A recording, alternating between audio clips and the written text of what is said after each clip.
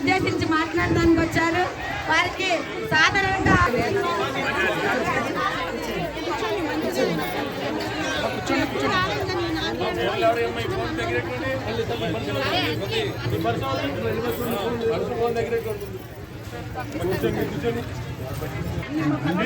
నేను డిఎస్పీ గారికి అందరికి ఫోన్ చేసి మా ఇంటికి పోలీసు వచ్చింది బాగానే ఉంటాం, వాళ్ళు నన్ను వచ్చి కొట్టరు, ఏం బాగా మాట్లాడుకుంటే ఏం వస్తే అలా బాధ ఏంటో మాట్లాడతాను, పోలీసుని పెట్టబాక నేను చెప్పాను.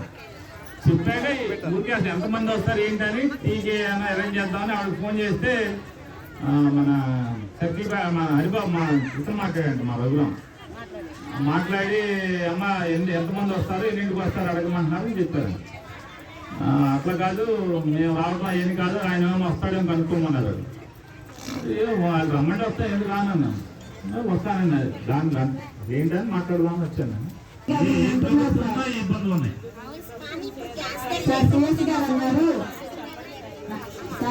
సిఎస్ గారు అన్నారు, అదేంటమ్మా వాళ్ళ దగ్గర 2-3 నెలలు అడ్వాన్స్ పెట్టుకోవచ్చు కదా అని కూడా అన్నారండి మా డైరెక్టర్ మేడం గారి దగ్గర. మరి వాళ్ళు ఇచ్చే తప్పైనప్పుడు రాష్ట్ర ఖజానానంతా కూడా ఒక చేతి మీద నడిపే సిస్టమ్ పెట్టాక మనకి 2015లో వచ్చింది సిఎఫ్ఎంఎస్ సిస్టమ్. అందుకు వేరే రాష్ట్రాల్లో కూడా కొన్ని చోట్ల ఉంది.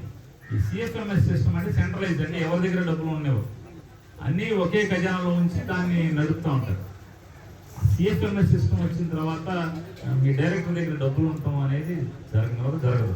ఆయనదే మరి ఆయన ఎందుకు అట్లా అన్నారు తెలియదు నాకైతే.